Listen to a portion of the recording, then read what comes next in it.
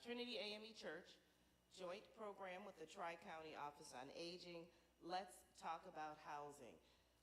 This is talking about consideration for aging well.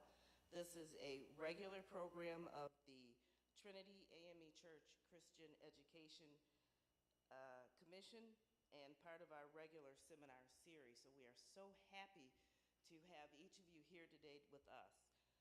Today's topic, we're going to talk about healthy aging, it being the process of maintaining physical, mental, and social well-being as you age. One of the key components of healthy aging is choosing the right environment to meet your needs and preferences. This presentation explores important questions and considerations to help make decisions about various senior housing options as you grow older or experience changed physical or mental ability. Our presenter today is Casey Austern, who is a licensed medical social worker and options counselor at the Tri-County Office on Aging. We are so fortunate to have her here with us today. Casey, thank you so much. Oh, you have a mic.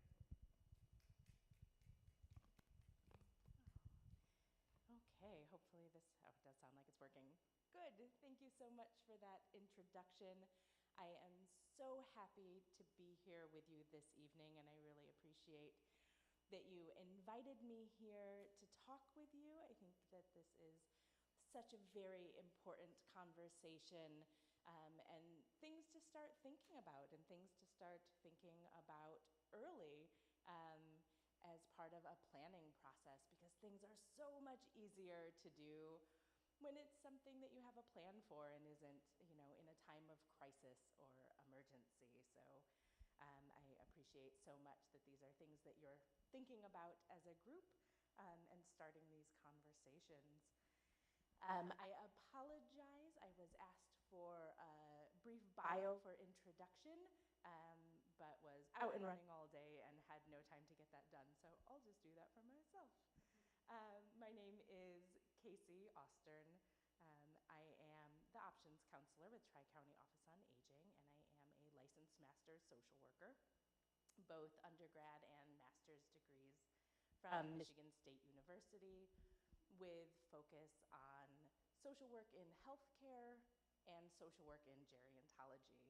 So being here with you and with Tri-County Office on Aging is kind of just a perfect fit for me. I've been with Tri-County Office on Aging for the last 8.5 years and in this role for the last 3.5 years or so. So let's talk about housing. Next slide, please. All right. So very briefly, thinking about types of housing, right? So you have market apartments. That might be an efficiency studio, 1 bedroom, but your market rate apartments with cooking area, private bath, sleeping area, etc. Basic apartment. You also have what is considered senior apartments. Senior apartments may or may not be subsidized, so they may be market rate or have subsidies attached to them. A senior apartment is considered an independent living arrangement, but with a senior apartment, as opposed to your basic market apartment, you may find just a little bit more in terms of on-site conveniences. You also may find a little bit more in terms of social engagement in your senior apartment settings, right? So not as part of what is required to be a senior apartment, but just as a function of what they are, you'll often find that those are apartments that have a little bit more in terms of community building. They may have, you know, bingo games in the lobby or social groups, book clubs, those sorts of things. Management is typically going to be a little bit more involved going to be a manager on site through the day, most days, and that's somebody who's going to kind of know and be keeping an eye on the residents a little bit more than you would in another apartment setting or basic market apartment. You may also find some additional resources such as like shopping buses, right? A lot of the senior apartments in our area will have shopping buses that will run a couple of days a week, helping residents get to Meijer or Kroger or Walmart, whatever. I've also seen them do things like podiatry clinics in the lobby on Wednesdays, or things like that. So just a little more. You also have your condo apartments, which is your independent living apartment, but owned rather than rented. Duplex situations, so single family type homes, but with a shared wall with a neighbor. In some situations, if there is family owning duplex, having, independent living, but a caregiver one wall away kind of situation. Obviously not something that everybody is going to be able to access, but if it is something that your support system were able to do, that can be a really wonderful way to set up a support system without fully being a little too close to each other, which for some families can create tension for sure. Mobile homes, room for rent, so privately owned residence, a home where they may have just, a bedroom that they rent out and then share living quarters, so the living room, kitchens, bathrooms, etc. Let's see, roommate situations or shared housing situations. Continuum of care settings. So continuum of care settings are kind of interesting. Those are your facility type settings that may on site have, starting with independent living. So they may have condos or apartments on site that are considered independent living, where if you wanted, you could hire in some additional service, maybe, pay for meals as an additional support, or pay for some housekeeping or laundry, or somebody to come in and help with housekeeping or bathing, etc.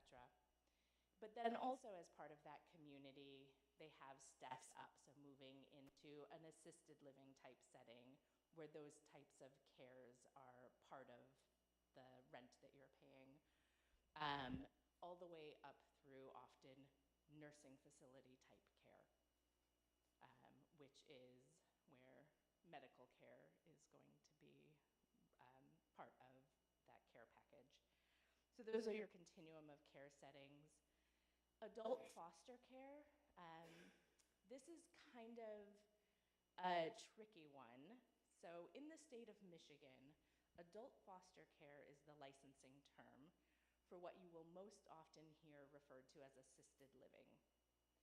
It's really important that if this is a road that you're traveling down, if you're starting to look at these communities and think about where you want to be or your loved one wants to be and where that care is going to be received, assisted living doesn't mean anything. It is not a legal term. There is no rules or regulations attached to the term assisted living. So if you find a place and they are calling themselves an assisted living, it is very important to understand, are they using that term? Because frankly, it's kind of nicer, right? People hear adult foster care and like get the wrinkly noses and the squinty eyes and like, ew, no, I do not need to be in foster care, right? And so they use assisted living, but they might actually have the license. However, the state of Michigan does allow for unlicensed assisted living. So there are facilities out there that are assisted assisted livings that do not have any sort of licensing, but do provide care. That doesn't necessarily mean that they aren't providing good care or aren't a good fit, but it is important to know that they are not being managed by the Licensing and Regulatory Affairs Bureau. But that might also mean that they have more flexibility in terms of what they offer, and that might actually be a good fit for you, right? So things to think about. And then you have your nursing facilities. So those are what are considered your institutional settings, right? So nursing facilities, the difference between your adult foster care and your nursing facility is nurses. There are nurses in a nursing facility. And so those nursing facilities are able to attend to a higher level of medical care need. There are also sometimes financial reasons that somebody, even if they don't have high medical care need, might choose nursing facility. All right, next slide.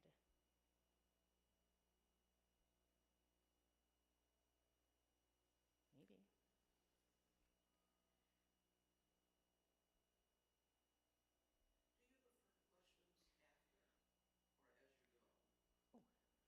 Thank you for that. I am a very informal speaker. I am happy to make this a conversation.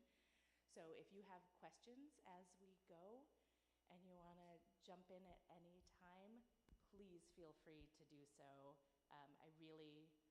I want you all to leave here with your questions answered and with the information that you want out of this. So.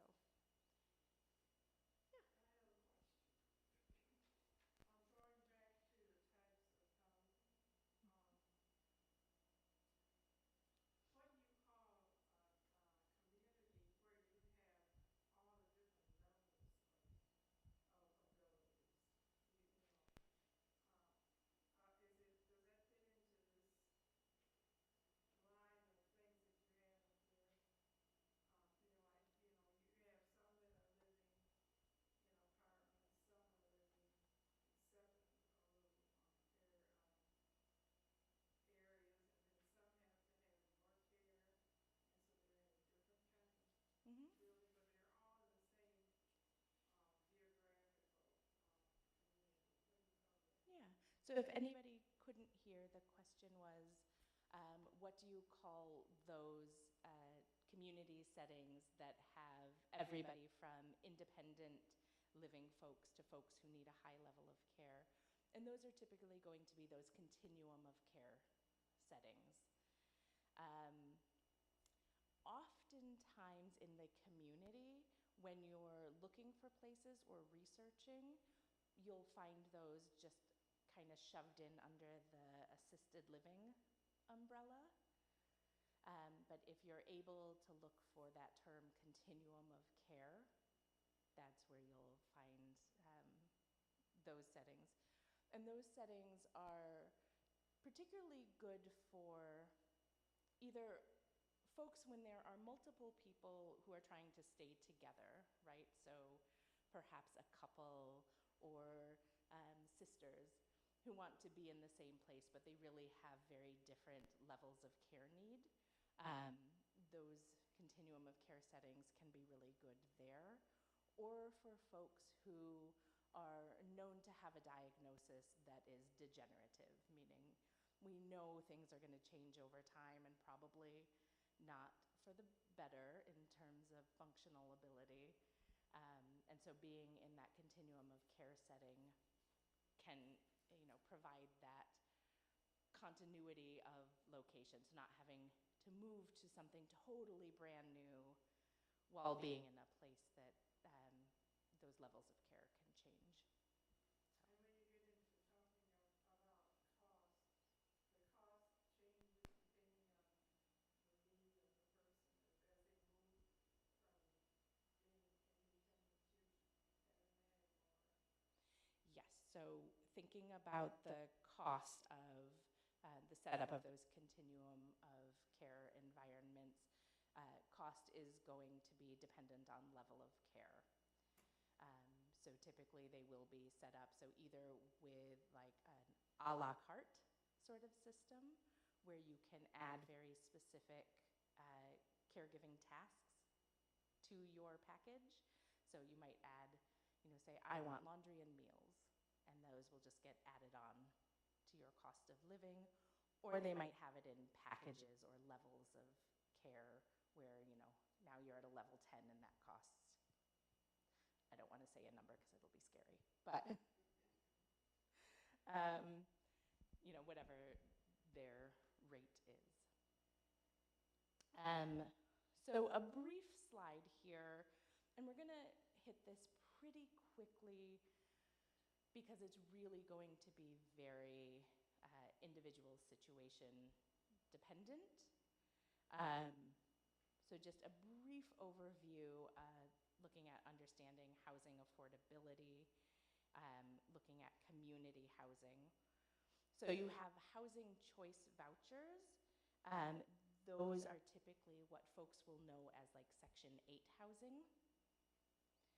So that is a voucher that is attached to the person, is going to be income-based, and does have an ability to move across states after 1 year. So those are typically federally based, and so do allow for moving. You also have your project-based vouchers. So those are the ones when I mentioned that some properties, especially in the senior housing communities, might be subsidized. Those are those project-based vouchers. So those are attached to particular properties. Are again going to be income-based, community-specific requirements. So they can't be moved, they don't follow the person, it's just for that property. The move up vouchers, those are attached to the person, income-based. The individual must be existing HUD-funded. That's the Housing and Urban Development Bureau, HUD. It's a supportive housing program, so it's kind of like more of an intensive case management, helping folks to become stable. Let's see, permanent supportive housing for individuals with disability, and for folks who have been chronically homeless. So again, that's that intensive case management type system. Subsidized housing, so that is actually something that is coming out of the private sector in the community, is going to be income-based,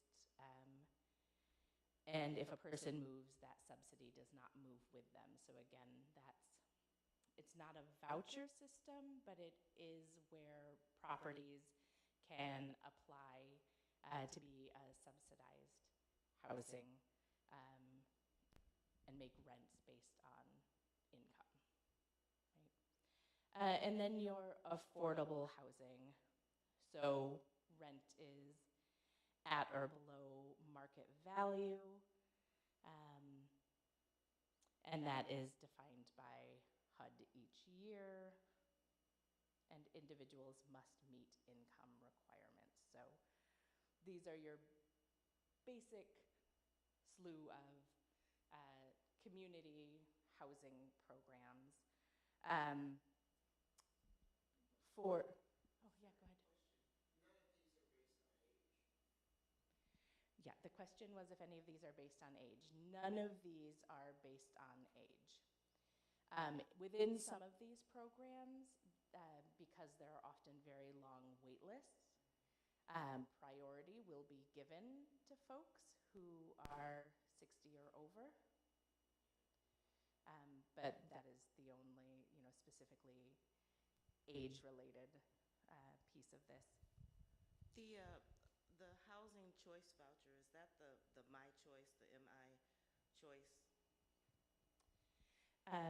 No. So the housing choice voucher is not at all related to the My Choice waiver, and we will talk a bit about the My Choice waiver. But the My Choice waiver program is Medicaid long-term care programming. So there is a component of that that can support housing in adult foster care settings, but in and of itself, it is not a housing program. So for housing options that include care services such as adult foster care or nursing facility, financial support may be found through those long-term care Medicaid programs like the My Choice program, or VA connection. So the Veterans Administration is one thing to consider when thinking about the financial support of some of these different care settings, or long-term care insurance policies is the other thing to consider. So long-term care insurance policies, not very common, but there are a few of them out there. So, you know, if you have one, understanding exactly what that covers and what the steps of activating that would be is very important. If you are supporting somebody who is experiencing changes in health and maybe needing additional care or consideration of their housing situation, digging a little bit to find out if they have a long-term care insurance policy would be important. Yeah. Okay, I do have a question about the long-term care insurance and when it can kick in, at what point? Well, that's my question. You know, when can you begin to use your long-term care? If you've been paying into it for years and years and years, when do you say, okay, let me see if I can? Yeah. So that's a little bit of a complicated question because long-term care insurance policies are through private insurance. The short answer is whatever your policy says.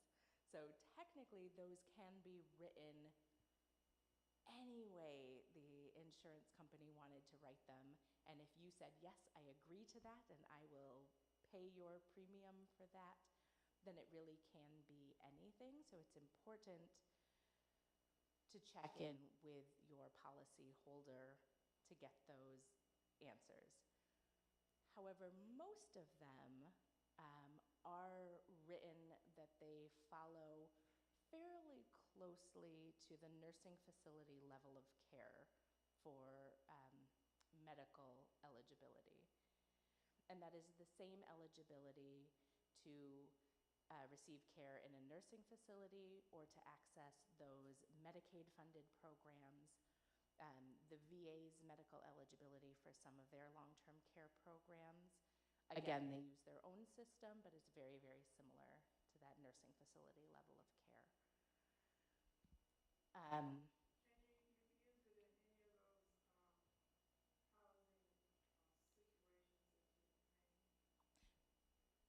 So none of those vouchers have anything to do with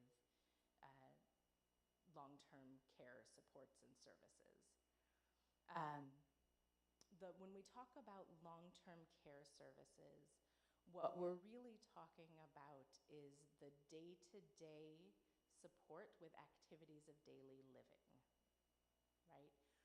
So where you receive this care is important.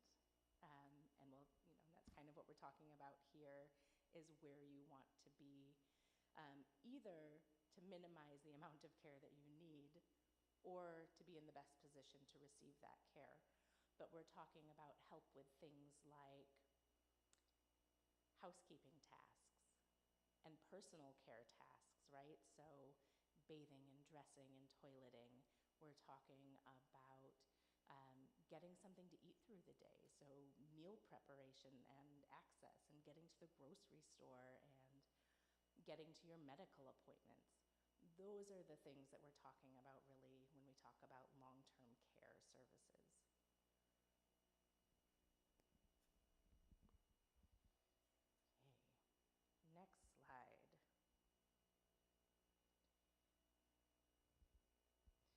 All right, so we will start thinking and talking a little bit here about housing options with changes in health or mobility. And I always want to point out, I like this quote a lot, aging is not lost youth, but a new stage of opportunity and strength, right? The lens through which we approach aging is really important. And we talk about aging a lot in terms of loss. But instead, I really want to focus on aging as change.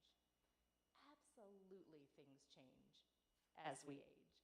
I'm sure there is not a person here who will not say, yes, that is absolutely true. There are 10-year-olds out there who go, man, things really change as you age, right? Like, it is change. It is always change. And so we're really going to think about the way things that might change and what that means in terms of housing. Next slide. Okay, so when you're considering the housing options, it's important to think about these general questions. So what kind of lifestyle do you want? What's important to you when you think about your living conditions or situation? How important is location to you? Meaning, how close do you need to be to family or friends or a particular doctor? Do you have somewhere that, you know, this is where I shop and this is where I want to be able to shop? Are there senior centers or, you know, religious facilities or other amenities that are a part of your life that is really important to you to remain geographically close to? Does your current health status, or when you think about the future, do you feel that your health status will require that your living situation have certain features, things that will help you move about your living environment more comfortably? Finances, right? I mean, if we all had all the money, of course we would be like, well, yes, I will build myself the perfect home next to all my favorite places, and maybe I'll move my favorite people in, like, you know, because it'll be huge, it'll be fine. But of course we don't all have that. So, what do you have to work with financially? How much will your preferred housing option cost? Thinking about what role others have in making these decisions. Yeah, go ahead. Just a thought. I know that it often is a concern for people as they age in terms of what they will have to give up in terms of income. Mm-hmm. I was thinking of a specific case. I have a relative who right now is having an issue of deciding whether or not they want to give up the income that they have to go into a facility. So I was just wondering, is that a realistic kind of thing for consideration around this question of cost when we're thinking in terms of which kind of facility and how much of the income you're willing to give up? When I say give up, I mean, you know, paying for the service, but typically people feel like it's a loss that they have of whatever control of their own money. Mm-hmm. So speak a little bit, if you would, about that issue. Absolutely. So that's a values question, right? Is it very, very important to you to decide and have choice in how your money is spent, right? Like when you're in the community, you can choose, like, you know, maybe you need housekeeping, but you have this whole world of choice of companies that provide housekeeping or people that might come in and provide housekeeping. And you can pick and choose and decide what's the right fit for you. Whereas in a facility setting, part of what you pay for is going to be that housekeeping. But their company takes care of it, right? That's just included. You absolutely may lose that choice. And so when you're thinking about what's a good fit for you, is that something that's very important to you? To get to be the one who chooses how that service is going to be provided. But it's also important to really think about, or bring it back to, the most important thing is that all of your needs are going to be met, right? And so, is it easiest? And if, like, ease is the value for you or for the person in question, then choosing a facility setting where all of those things are included, you don't even have to think about it, might be the most important thing. But oftentimes, when folks really do their budget and they think about, because you have that moment where your check hits the bank and you're like, I have money in the bank. And then you spend it, but are you spending it on something other than what you're actually spending it on in the facility, right? If you moved into an assisted living, part of what you are paying for, so you have all the care things, and you're also paying for, food, and you're paying for electricity, and you're paying for internet, and you're paying for all of those things. It's just wrapped up into, one bucket in the facility. So, kind of thinking about, is it really any different? Did that make sense or answer your question? Okay. Thinking about what, if any, in-home support services will you receive for your money, or will you need in any setting? Considering if you're eligible for any publicly funded or subsidized services, such as through those Medicaid long-term care services. There may also be a few things available to folks through Medicare.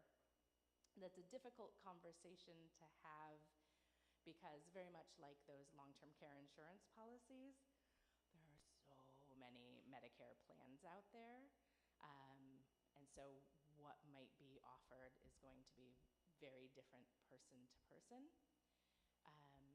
Some of the Advantage plans, and it is typically only the Advantage plans that might offer any like hands-on care support. So I know some of them, for folks who meet their identified chronically ill criteria, might qualify for things like support through Papa Pals or things like that. If that is something that comes up, my recommendation is to use our state health insurance program, the SHIP counselors, who we have at Tri-County Office on Aging, and are more than happy to help folks look at their Medicare plans and kind of figure out what they might have access to. With all of the commercials for Medicare and all the different companies that are offering all of the different kinds of programs, what's the best way to sort through all of that? Yeah, so that is still going to be those SHIP counselors, that state health insurance plan. Those are going to be the only folks available to you that are not coming from a place of bias, right? All of those commercials you see, anybody you talk to is going to be selling their plan. So the SHIP counselors are the only folks you have access to that are not working for any of those managed care plans, and so are not going to have that bias. The important thing, so the thing that we see a lot, especially right after open enrollment closes,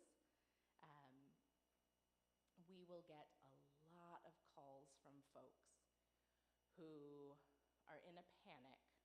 They saw a commercial for Medicare plan, whatever, commercial said, "We will give you $300 in over-the-counter benefit every month. Join our plan." And they went, "That sounds great." And they sign up, and then they find out that one, nobody needs $300 worth of Tylenol every month, and two, their heart medication isn't covered under that plan, right? So be really, really careful with being taken in by those commercials. Call your SHIP counselors and ask some questions if you're thinking about making changes to your Medicare.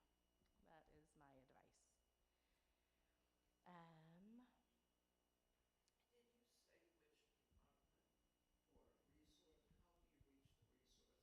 state plan? Excuse me. Yeah, so the question was how to get in touch with those resources for those Medicare counselors, and there are two ways. In our region, Tri-County Office on Aging has those counselors, so you can call Tri-County Office on Aging.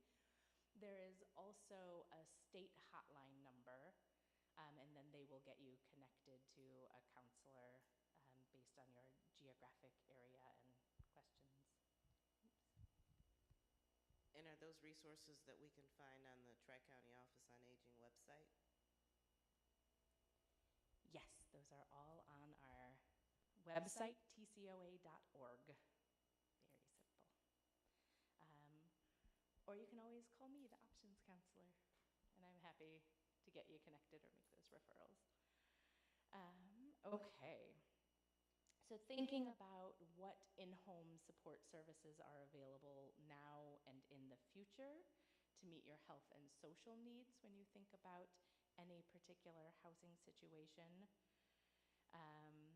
Have you involved family members or other key people in your life in your decision making as you feel appropriate? Not saying it's something that you have to do, but you know, it sometimes is helpful if there are folks whose advice you rely on or whose care you're going to count on in the future to involve them in these conversations. And then, you know, would it be advisable to talk with an attorney so that you understand rights or any legal concerns if you have a complicated financial situation, if you have assets that you are wanting to protect? Talking with an attorney might be a really good idea. We do, in our community, have a number of elder law specialists, and those are the folks that I would recommend if, you know, that's something that you wanted to do, making sure that it's somebody who knows elder law in particular. There are also some community resources for low-income individuals. I know Cooley has an estate planning service for low-income individuals. Elder Law of Michigan has some resource for low-income individuals as well. So there are those supports out there. All right, next slide. So the first, owning or renting. So benefits of owning, familiarity, right? Being in a, of owning or renting. So I'm sorry, this is looking at living in a single family house unit. So it might be very familiar. It might be a place that you've lived for a long time. That would mean staying close to family, friends, neighbors, the community that you know. There's privacy in a single-family home, right? If privacy is important to you, there's just more privacy in the nature of the type of dwelling. If it's a home that you own, staying in the home will protect that home as a financial asset. And then avoiding avoiding the hassle of moving. Who here likes moving? Yeah, that's nobody. Nobody. It is a hassle. But there are some challenges as well in owning or renting a house or having a single-family home. Especially with owning, responsibility for the home's physical maintenance and upkeep, right? If the roof starts leaking, you gotta figure that out. And when you're thinking about aging, you know, and thinking about mobility changes, can you get up that ladder to patch that up like you used to? If not, do you have either the informal support network and resource? Do you have those friends and family, somebody that you can call on to do that for you? Or do you have the financial ability to pay somebody to do that when you used to be able to do it yourself? The home may not be set up for accessibility, right? So things like if you have a lot of steep stairs, or how about if the only bathroom in the house is upstairs? You know, some of those older homes, sometimes we see that. And if you think about one of those changes with aging might be that you're needing to, one, be able to get very quickly to the bathroom, and two, very frequently to the bathroom. You know, what does that look like if the only bathroom in your house is upstairs? Isolation is something to consider, right? So for those who have difficulty driving or walking, visiting friends or attending social events may no longer be possible, right? And so, you know, folks living alone in a single-family home do run that risk of becoming more isolated if they're not getting out into the community, and community access, you know, takes more of a distance. And then those financial challenges. So, you know, home ownership can be a significant financial burden, and if you have a fixed or limited income, especially, you know, if you are still paying a mortgage or have, you know, taken out a home equity loan or those sorts of things. All right, next slide. So thinking about those challenges, and they are just challenges, right? They aren't things to say, well, I guess that's impossible. Those are things to look at and say, I wonder how I could address that. If my goal, if what I really want is to stay in my own home that I own, how might I address those challenges that come up? So you can think about things like ramps, right? Does the home need a ramp added to improve accessibility, or other accessibility modifications? So, you know, those might be things like doing a cutout in the bathtub or putting a stair rail on those stairs, or sometimes it can be things like removing cabinet doors to make access with a walker or wheelchair in the kitchen function better, right? Things like that. Is there anybody that pays for those chair lifts? So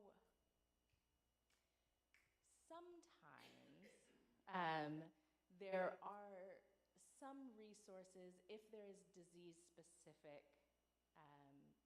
considerations. So things like the Parkinson's Association may have some resource to help pay for those kinds of things. We do also sometimes see, and you can always call your area agency on aging or Tri-County Office on Aging. We sometimes get folks who are looking to donate them. So they maybe had a loved one who needed one and they don't need it anymore and they'll donate it. And then we can sometimes come up with some resource to help get those installed, those donated ones installed. In particular, folks who are in Ingham County, you all have access to the Ingham County Senior Millage. So on our taxes in Ingham County, if y'all are in Ingham County, you are paying for the older adults' senior millage. And so, we can use those funds to do things like get a donated ramp installed, or, sometimes purchase a ramp, or, I'm sorry, stair lifts. We were talking about stair lifts. There's donated stair lifts installed, or purchase a ramp, or get a bathtub cut out, or those kinds of things. Are there similar resources in Eaton or Ingham? No, at this point, it's Ingham only. Neither Eaton or Clinton have voted to put a senior millage in their taxes. So, but we can always dig, right? We can always figure out if there's any sort of resource. Sometimes there's not, but it's worth looking into for sure.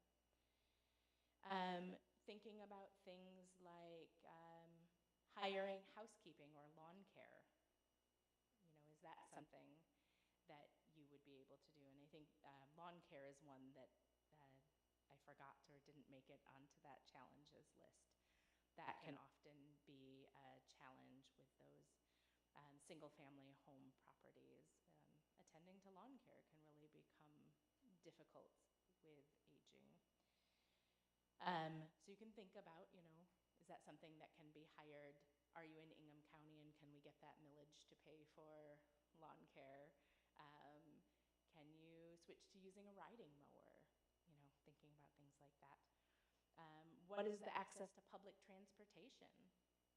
If driving is becoming difficult, what are the other ways that you might be able to get out and access the community, both for social functioning, but also for those things like you need to be able to get to your doctors and your pharmacy and, attend to those life needs. You can think about technology supports. We live in an age of technology. There are all kinds of smart speakers that will provide alarms for everything. There are personal emergency response systems for safety. There are safety apps for your phone. One I know in particular is Snug. So folks who are choosing to live alone, if you have a smartphone, you can use the Snug app, and it will send out an alert to your smartphone twice a day. I think maybe you can set it up for 2 or 3 times a day. And it just comes up on your phone and says, hey, are you okay? And you just have to swipe it. Yep, I'm good.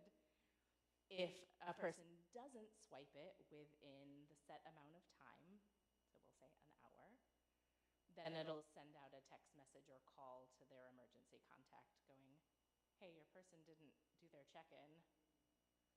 Give them a call, swing by, do what you gotta do, right?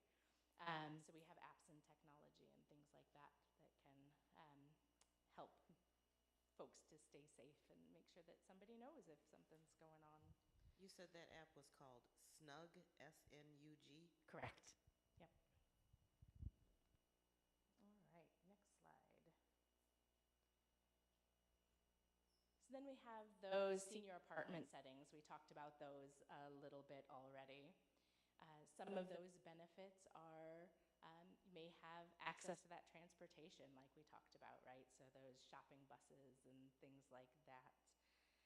Maintenance support. So if things go wrong in your apartment, you are not responsible for taking care of it. There's maintenance staff who is responsible for that. They may have accessibility features or have the knowledge to do that, right? So in those senior apartment settings, it does, and this is a little bit anecdotal, but it does seem like I've noticed in those sorts of settings, it's a little bit easier to get management to agree to like do a tub cutout or add in grab bars or other accessibility or safety features. And it's something that they kind of end up doing all the time, right? Some of those senior apartments are subsidized or income-based, so that can be a benefit. They may have dining options, either in our area are congregate dining sites for Meals on Wheels, or they may have their own kitchen and those add-on plans for meals. And then improvement of social engagement, right? They'll have those social activities or groups frequently. But of course, there are challenges too. They're usually not very big. The senior apartments, and I've been in a lot of them, they're pretty small, so downsizing, and that can be a challenge for folks. You know, if you are somebody who has a lot of things that you feel very attached to, that can be a hard one. That may mean leaving your community of familiarity, right? Moving somewhere new into a new neighborhood. Apartment living means you're close to neighbors.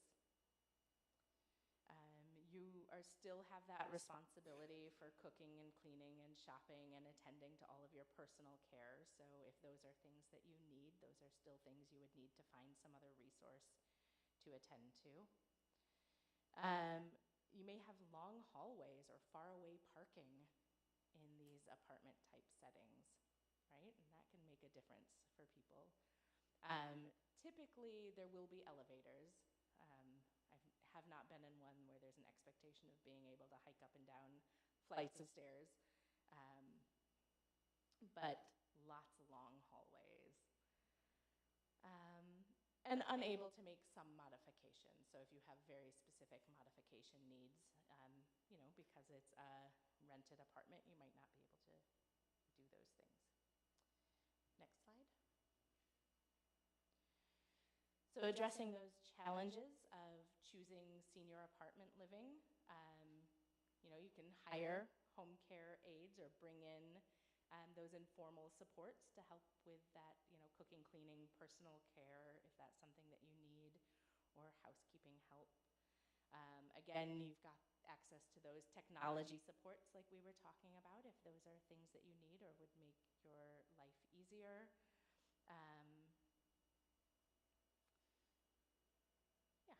Making arrangements with informal supports for additional help. You know, if you have folks in your life who can help with transportation or grocery shopping, things like that. That's another one of those technology supports that we have access to now. Home delivered groceries are very, very common and accessible to most folks who are in an urban setting. It's still a little bit of a challenge in some of the rural areas, but you know, in cities, getting groceries delivered is a pretty easy thing now. All right, next slide. And then we've got those continuum of care settings. So those benefits being they're able to meet those changing needs over time without having to change your living environment. You'll have some personal and private spaces in these settings, especially in those lower care settings. On-site care ranging from meals, personal care, housekeeping, again, those social and community activities on site. Typically, those are going to be environments that are fit for accessibility. And help with medication administration is something that you would very typically find available in these settings in particular. But again, that would be potentially leaving your familiar community, those very small personal spaces again, oftentimes even smaller than the senior apartments in these continuum of care settings. And the cost can be very prohibitive. These continuum of care settings do tend to be really quite expensive. And so, you know, really thinking about what your budget is and, you know, thinking about, so if you take all of your bills and expenses in your home environment and think about how much that is costing, and compare that to, you know, what they're asking in these settings. I think at the higher care levels, it does tend to make a little bit more financial sense, When there are very, very low or almost no care needs, folks do often report to me that they don't feel that the cost is worth it in those levels of care. Yeah.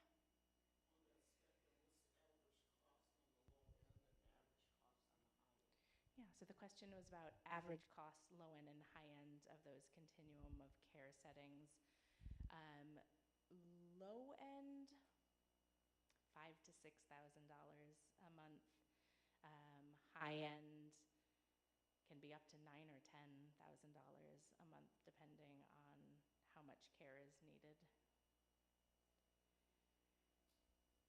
And those settings, they rarely work with those assistance programs such as Medicaid or the VA or any of those, programs that folks might have access to. So that is going to be a setting in which personal finances is going to be needed.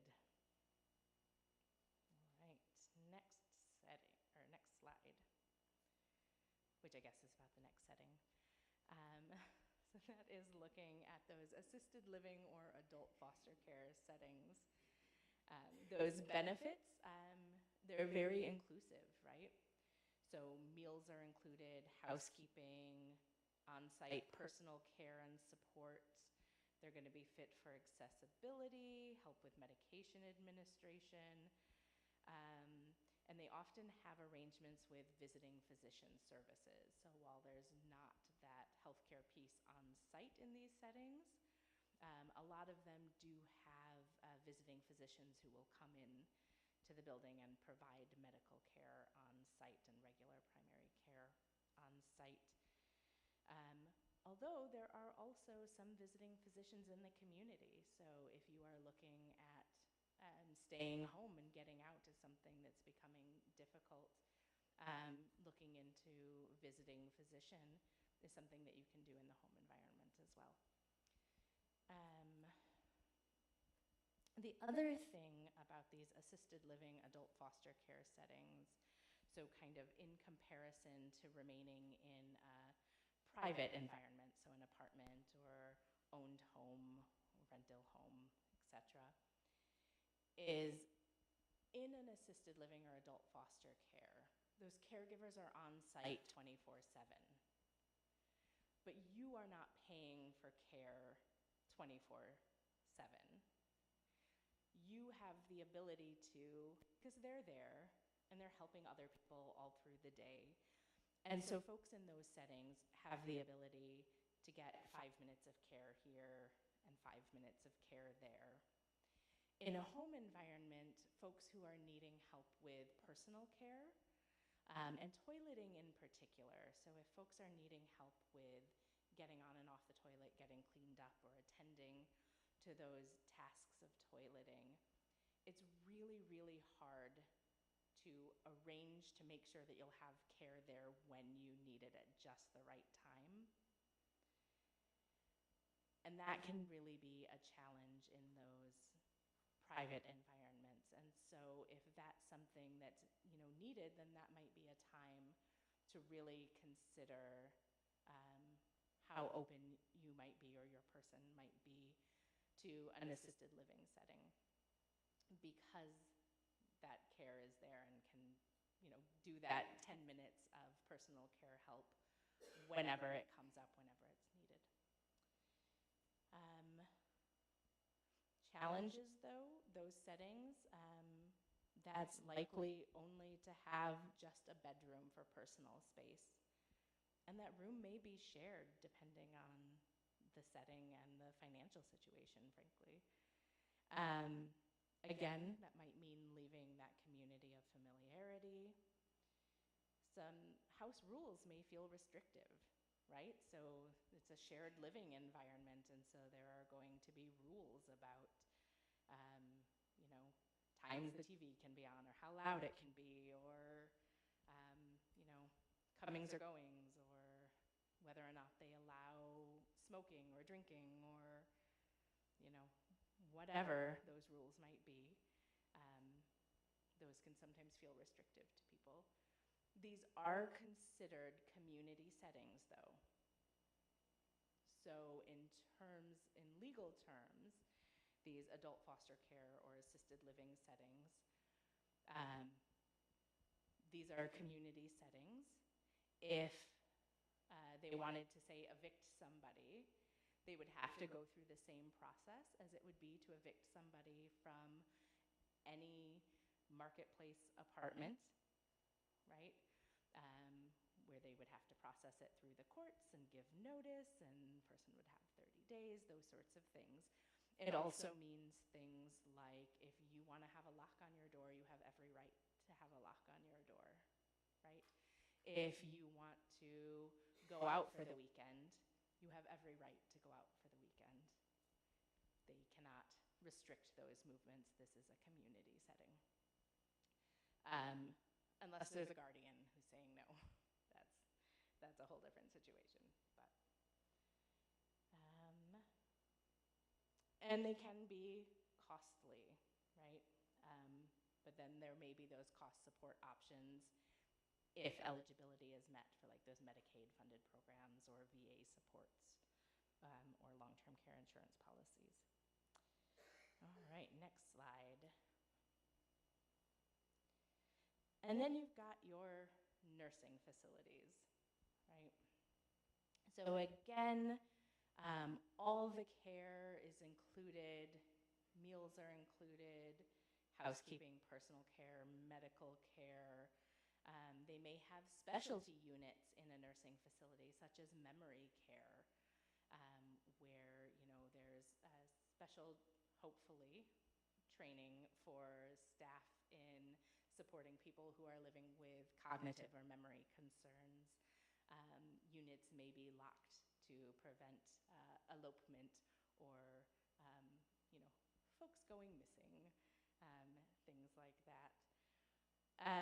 There are special Medicaid rules for nursing facilities, so for some folks, these may be more accessible than accessing care in a community setting.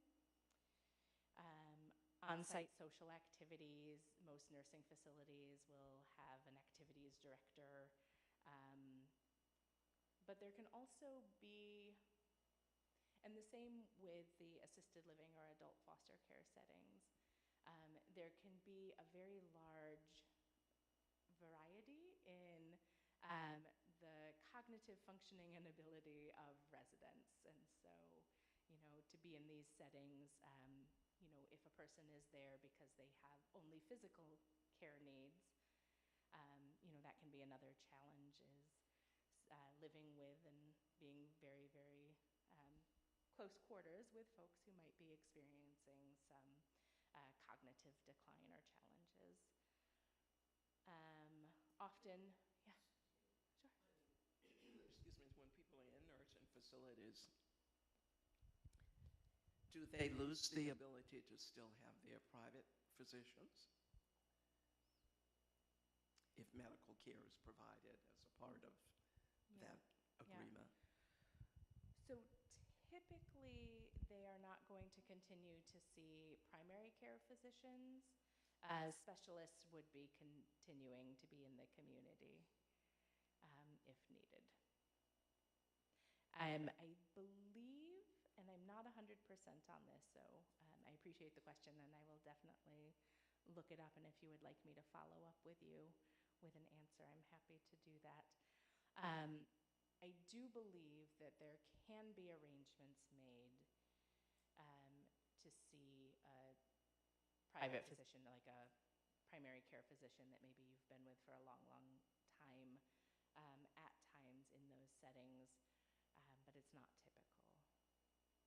But I will double check on that. I will look into that.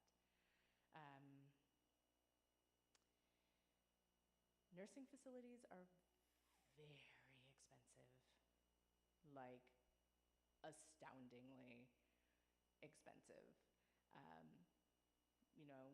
Most folks do end up utilizing those Medicaid supports in a nursing facility setting, but that is only after burning through all of your assets, because those rules for Medicaid are going to be that you spend down assets before Medicaid will support. There are some special rules related to, for married folks, so with spousal protections, things like that. But that's, part of looking at that long-term care planning and asset protection. There may be, and again, please know I am not a lawyer. This is not legal advice. But there are some trusts that are protected against Medicaid accountability, things like that. But those are things that you need to plan for early if that is something you want to do, and seek legal advice. And then those nursing facilities, they are institutional settings and they might feel like it, right? There's been a movement and attempt to kind of try to make them feel a little more homey over the years. But I don't think it's gone that well. They still very much feel like institutional settings. So, that's certainly a challenge there as well. So that's kind of the rundown of what all of that looks like. I don't know, I didn't bring my phone up here because it was buzzing and I didn't want to distract everybody, so I don't have, but I have a computer with the time. So I don't know how much time you wanted me to take. If you want to go over, I know there was a question about those Medicaid waiver programs. I'm happy to kind of give the brief rundown of what that looks like and what those eligibility points are, if that's something you all are interested in. Yes? Okay. So I typically, to try to keep it as uncomplicated as possible, which is very hard with Medicaid, I like to think of it as 3 distinct types of Medicaid. Your first type of Medicaid is going to be health insurance for low-income individuals in the community. So that is just going to be help paying for doctor's appointments, prescriptions, etc., right? The eligibility for that type of Medicaid, income for an individual, this year it's right around $1,200 a month. For a married couple, it goes up a little bit and I think is around $1,700 a month household income. And assets for an individual can be, so money in the bank, right? Those liquid assets, $9,660. So the financial eligibility for those programs is really quite low. The second type of Medicaid to know about is what we call your home and community-based Medicaid waiver. We usually just call it the waiver for obvious reasons. Those waiver programs, so now we're looking at addressing not just that health insurance piece, right? Doctor's appointments, prescriptions, but now we're looking at addressing those long-term care needs. So that's that hands-on personal care. And that can be provided in a person's home, like in the community, right? So bringing in home health aides, that can be, it's wraparound services, looking at addressing transportation, helping with nutritional support, so maybe Meals on Wheels or Mom's Meals or those sorts of things. That can be help with paying for adult daycare programs. We have a number of adult daycare programs in our community, which, unlike senior centers, have that hands-on care available at the program. That can also be help paying for care in an assisted living or adult foster care setting. So the eligibility for these waiver programs is going to be 3 pieces. For an individual, so somebody who is not married, eligibility is going to be based on income. That income cap for this program for this year is $2,982 gross monthly income. If a person is married and is needing this level of support, the programs do not look at household income only at the income of the person needing support. So we would not be considering the other spouse's income. Medical eligibility is a piece of this one, though. So because these programs are looking at long-term care, a person has to be at nursing facility level of care, because these programs are designed to keep people out of nursing homes, right? So that nursing facility level of care, and if anybody is super interested in a really boring document, it is available for public viewing online. You can Google MDHHS and LOCD and find the exact document that is used to determine that medical eligibility. But essentially, it's broken down into doors of eligibility. The first door is looking at physical functioning. Does a person need help with transfers, getting from a sitting to a standing position? Do they need help with toileting? Do they need help feeding themselves? Do they need help with bed mobility? So that's getting in and out of bed, adjusting your position, that sort of thing. If it's none of those things, then you'd look at cognitive functioning. Does the person have impaired 5-minute recall? And is there any decision-making impairment? Those are the most common points of entry. There are also doors that are related to behaviors, hallucinations, delusions, things like that. Often, that's something that we find folks who are living with dementias, those sorts of things, might find eligibility in those doors. Or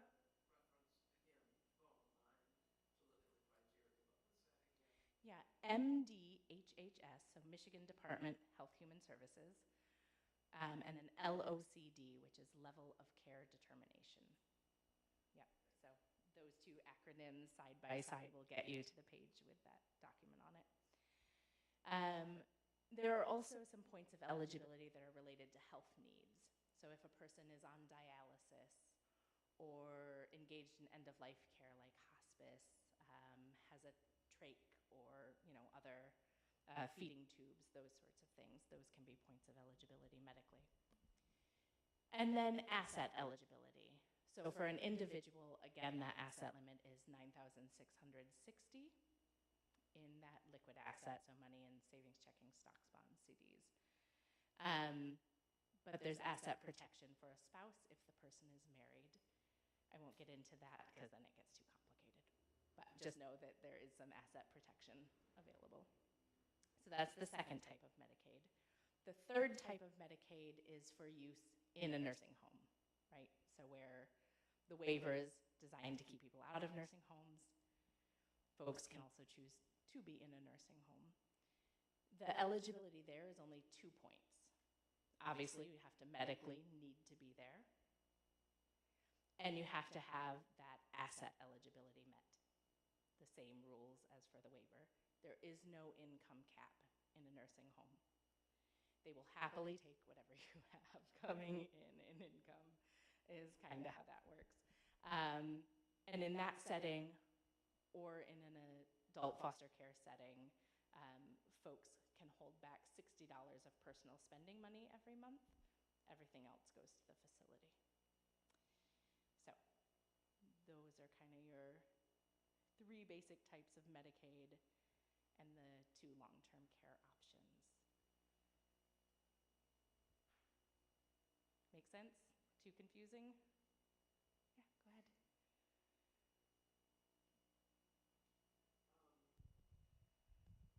My question is relative, once again, to housing and Medicaid recipients. What kind of options are available to Medicaid recipients relative to housing?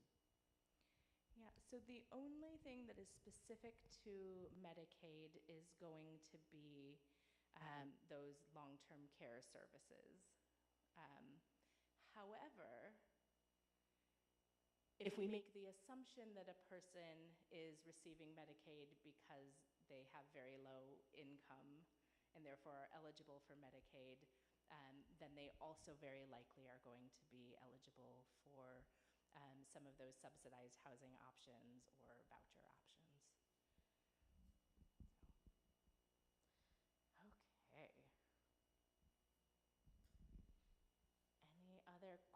questions or concerns? Okay, then I will just leave you with this. I know it is really complicated. I know it's a lot to think about. I know that it's really, really individualized.